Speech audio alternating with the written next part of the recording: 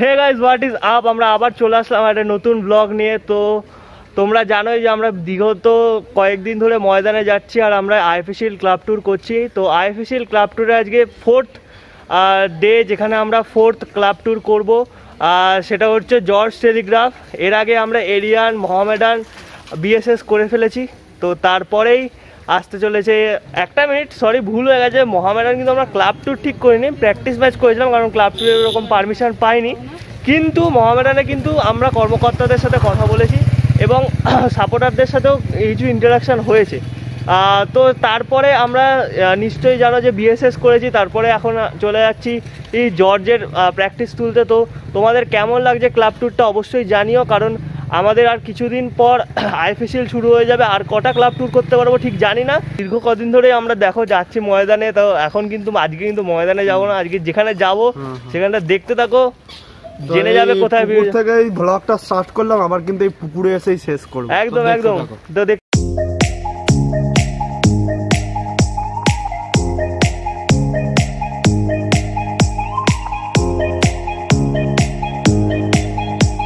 তো চলে আসলাম আমরা বসুনগরে।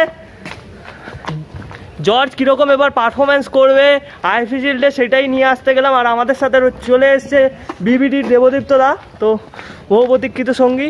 আর তোমরা দেখতেই পাবে জর্জের প্র্যাকটিস।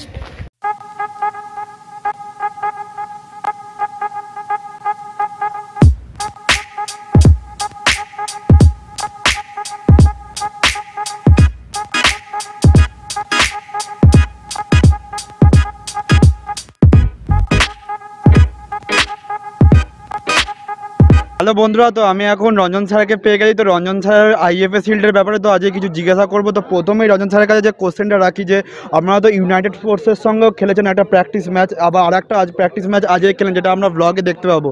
তো দুটো প্র্যাকটিস ম্যাচ খেলে ছেলেদের কেমন মনে হচ্ছে অনেকদিন পর? তো খুব অল্প টাইম, তবে অল্প টাইম হলেও একটা কথা শুধু প্রথমে বলবো, নাহলে ওই বক্তব্য সম্পূর্ণ হবে না। আমি আইএফএকে প্রথমে কৃতিত্ব দেবো যে এই প্যান্ডেমিকের মধ্যেও তারা সাহস করে যে খেলার উদ্যোগ আইএফএসএল করছে, এর জন্য অসংখ্য ধন্যবাদ আইএফএকে এবং জয়দীপ মুখার্জি, সেক্রেটারি জয়দীপ মুখার্জিকে। তারপরে যে হ্যাঁ, আপনি যেটা বলছেন যে প্রস্তুতি ম্যাচ আস্তে আস্তে আমরা তৈরি হচ্ছি। আমাদের বেশ কিছু পুরনো ছেলে আছে, নতুন দিব্যেন্দু দুয়ারি, সৌরভ চক্রবর্তী, অরূপ দেবনাথ, এরকম কিছু ছেলে, সাদ্দাম, এরকম কিছু ছেলে, রাজীব ঘোরই, কিছু নতুন ছেলে আমরা ইনক্লুড করেছি আমাদের টিমে পুরনোদের সাথে।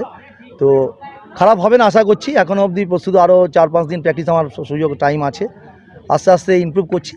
এখন 60% এসেছি, আরও 20% হলে মোটামুটি একটা জায়গায় যাবে। তারপর ম্যাচ খেলতে খেলতে আমরা টপ জায়গাটায় রিচ করবো আশা করছি।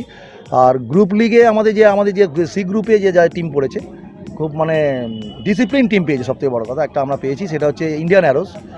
সারা ভারতবর্ষের মানে টপ, হ্যাঁ একদম তরুণ তুর্কি, মানে টপ U18 প্লেয়ার, U19 প্লেয়াররা ওখানে ওই টিমে খেলে।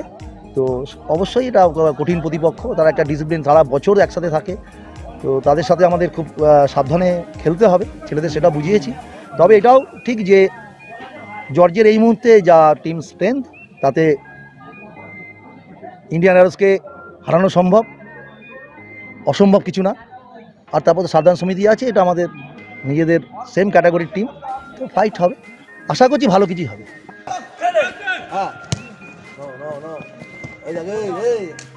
কতগুলো ব্যাটিং বল দিয়েছে, 1টা 2টো 3টে 4টে 5টা, ক্যারিয়ার। তো স্যার, যে কোশ্চেনটা আছে আর কি, এতদিন পর প্লেয়াররা মাঠে না আছে, তো ফিটনেসটাই কিছু ইস্যু হতে পারে বলে আপনার মনে হচ্ছে? হ্যাঁ, অ্যাকচুয়ালি আমি ওই ফিটনেসের জায়গা থেকেই প্লেয়ার রিক্রুট করেছি। আমার টিমে যারা পুরনো প্লেয়ার ছিল তাদেরকে যেমন ফিটনেস দেখে আমি নিয়েছি, মোটামুটি একটুখানি সবারই ভীষণ ফল করেছে ফিটনেস। সেই জায়গাতে তার মধ্যে যারা অ্যাটলিস্ট 40-45% জায়গায়, 50% জায়গায় আছে, তাদেরকে নিয়ে আমি এই কদিন ধরে আর একটু ইনক্রিজ করাচ্ছি, প্র্যাকটিস করিয়ে জায়গায় নিয়ে আসার চেষ্টা করছি। আর তার জন্যই বাইরে থেকে কিছু ছেলে আমাকে নিতে হলো, যে টিমটা ফিটনেসটাকে মেনটেন করার জন্য। তো ভালোই হবে, যাই হোক ভালোই হবে। তো একটা জিনিস জিজ্ঞেস করি, যে কোভিড টেস্টটা হবে প্লেয়ারদের বলছে, তো কোভিড টেস্টের বলে হয়তো না হয় অনেক প্লেয়ারের পজিটিভ চলে আসে, তো এটা কি কোনো টিমের আর কি দুর্বলতা হতে পারে, যেটা ভালো প্লেয়ার যদি পজিটিভ চলে আসে? আপনি কি মনে করছেন? আইএফএ যেটা নিয়ম করেছে, আমার মনে হচ্ছে ওই 25 জন প্লেয়ারের আগে প্রথমে কোভিড টেস্ট হবে, ক্লাবরা করে রিপোর্টটা জমা দেবে ম্যাচের দুদিন আগে। যদি এখানে যদি হয় সেখানে হয়তো নিশ্চয়ই সুযোগ থাকবে আর করে নেওয়ার। তো পরবর্তী সময় হলে তো তাকে বেরিয়ে যেতে হবে, কিছু করার নেই। তো পরের টেস্টে ধরা পড়লে, সেকেন্ড টেস্টে কি থার্ড টেস্টে, তো প্রথম টেস্টে আমরা জানতেই পারছি যে কাদের পজিটিভ কাদের নেগেটিভ। সেই জায়গা থেকে আইএফএ একটা সুযোগ করে দিয়েছে, তো ক্লাবগুলো আগে থেকেই জানতে পেরে যাচ্ছে কারা পজিটিভ কারা নেগেটিভ।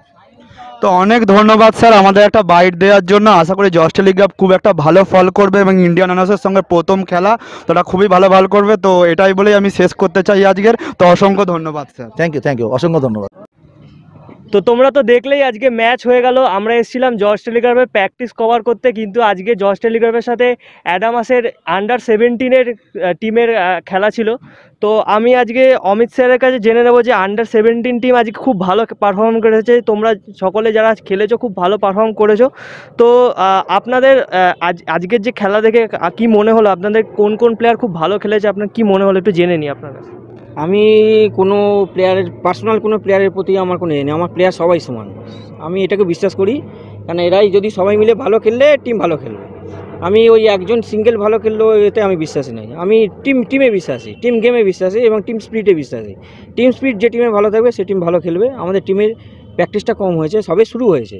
আমি চেষ্টা করব টিমটাকে আরও ভালো কম্বিনেশন তৈরি করে আরও ভালো করে খেলানোর।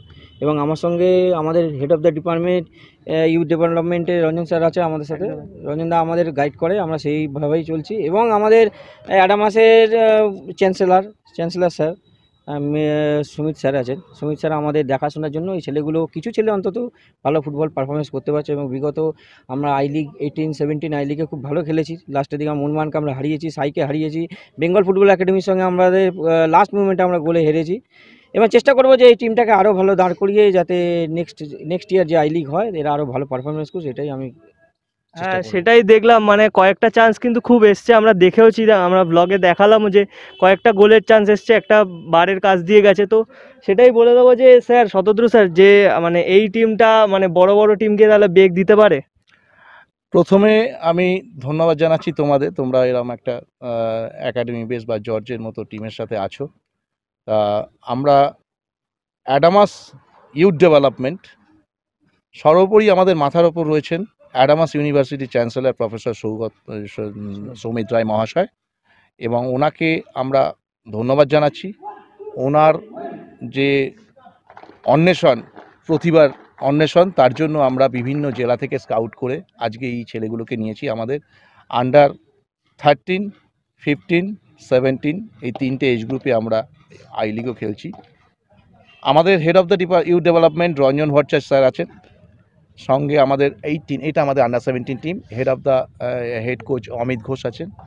আমাদের আন্ডার 15, আন্ডার 13 প্রত্যেকটা গ্রুপেরই coach, head coach, assistant coach and manager আছে।